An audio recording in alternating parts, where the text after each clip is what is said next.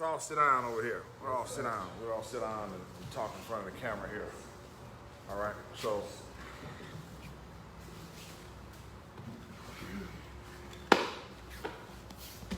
we went over this the other day, but I want Jared and I went over this. So there are, as we close, there's 3 parts to a judo throw. All right, that's what we're taught. Those 3 parts to the judo throw are what, JR? Kazushi, Sakuri, and Kake. All right.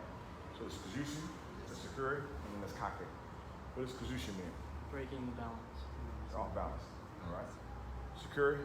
Is the entry. And Kake is what? It's the execution. It's the finish. It's the execution. So where does the Kazushi happen? It happens in the physical and in the what? Psychological. The psychological realm. And the cognitive realm as well. So I can off-balance you in a match because I know more than you do.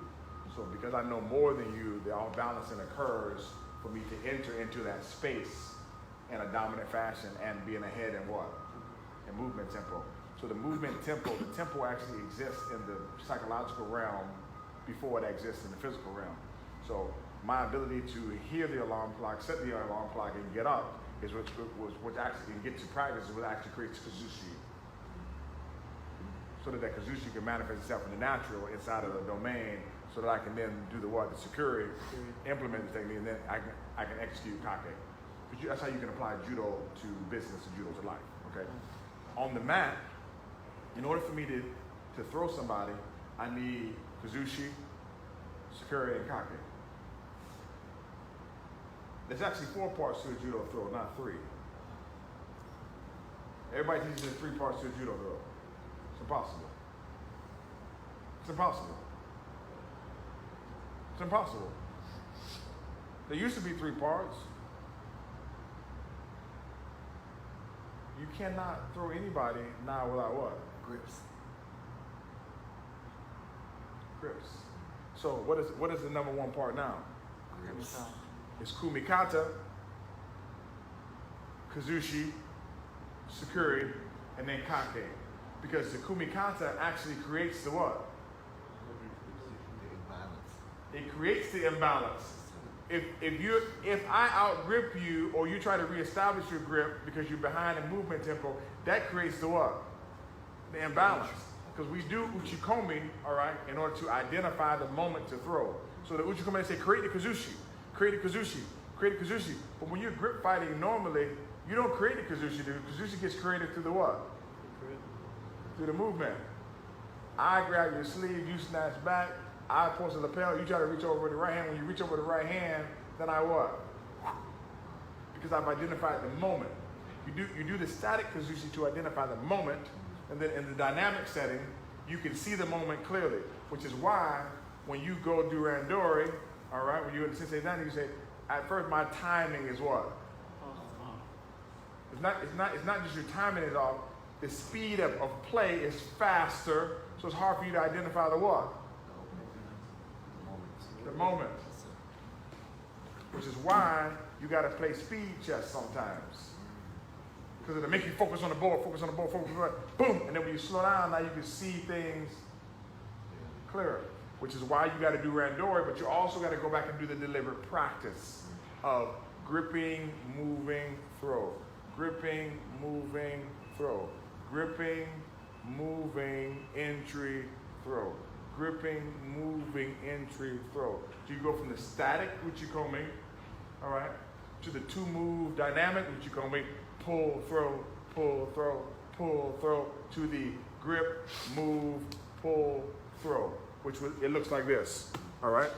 So, come. Let me back up. Excuse me. So in the beginning, it's just, get this way the camera. In the beginning, it's just uchikomi. Boom, boom, boom. Uchikomi from the static. And then I start moving. Boom, dynamic uchikomi. Sliding down. Slide. Boom, boom. Dynamic uchikomi.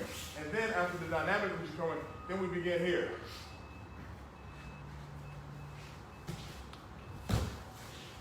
Boom.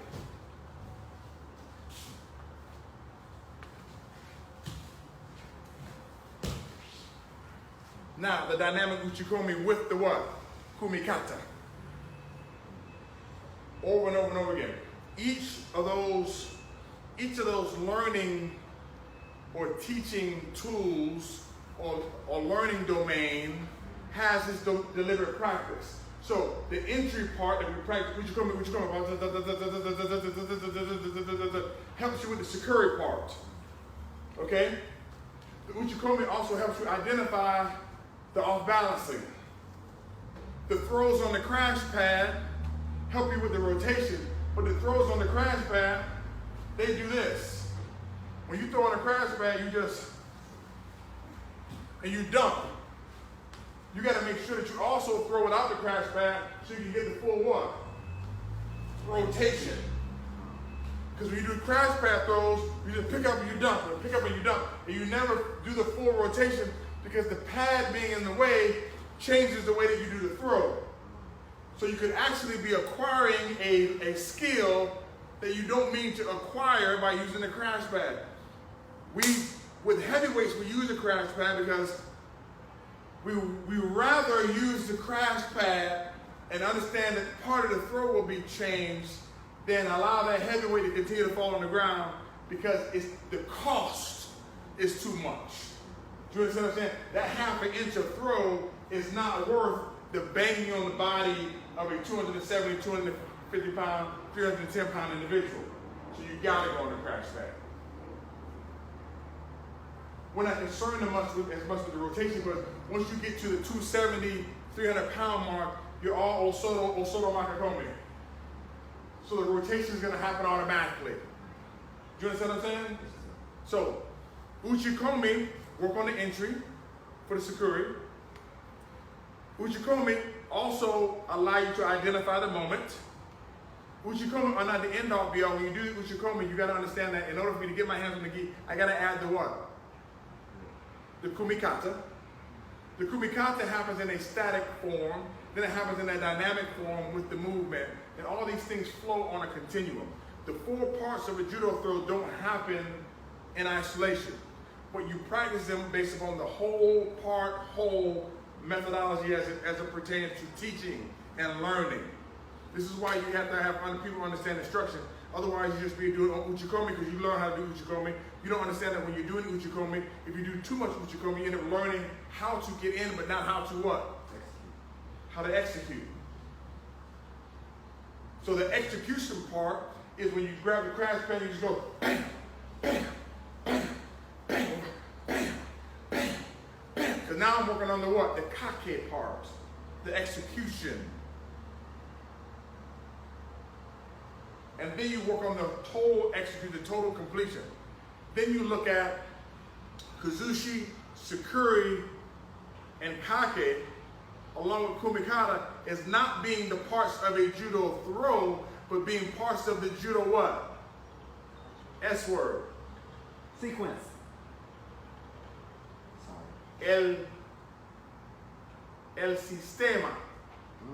So the system now has what? Gripping,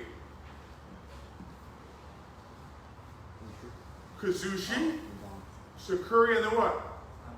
So now, the Kazuri Keisakatami system now starts with what? Stand here. Oh. You're the senior ranking guy. However, I'm going to ask Matthew to do it because he understands exactly what I want. Right versus right. I want you to show me the 4 parts of the whole system: the kumikata, the kazushi, the sakuri, and the kake of the Kazuri Keisakatami system. Slowly, go. Yes.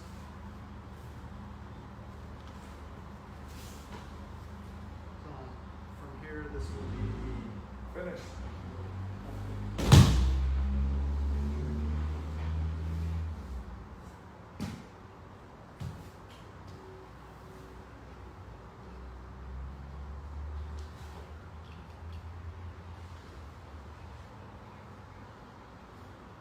so the kazushi is happening at each point in the system. Correct, but it still has an overarching 4 parts. It's an overarching thing of the system. Right. But you can't implement the system without it, Right. without the kumi. You can't implement the system without the kazushi. No, you can't. And Each point, point. there's a different kumikata and different kazushi because I'm off balancing right here because he's got to turn. I come up and Correct. You're reading. You're off balancing. You're entering into it and finishing. So here's what people don't recognize.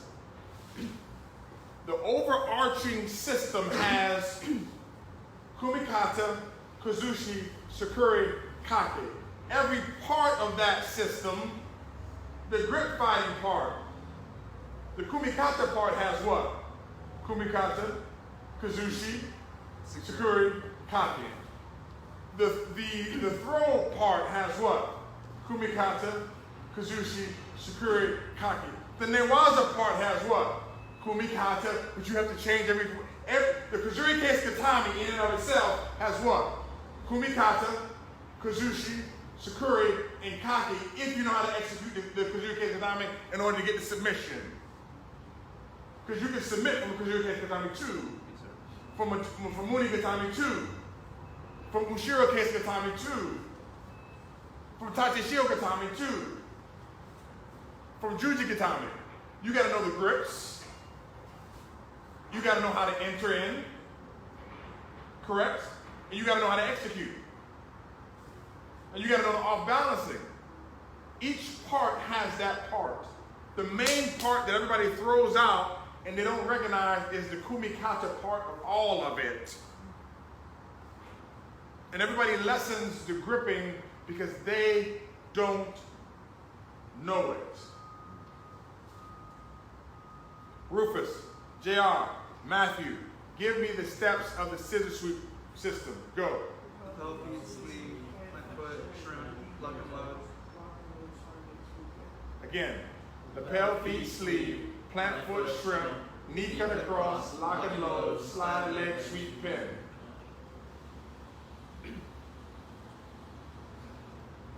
It has a system to it, correct? And every step on that part, you have to understand how to off balance and be able to get your hand in so you can enter. Because it's a fight at each one of those steps. Lapel, feet, sleeve, plant foot, shrimp, knee cut across, lock and load, slide leg, sweep, pin.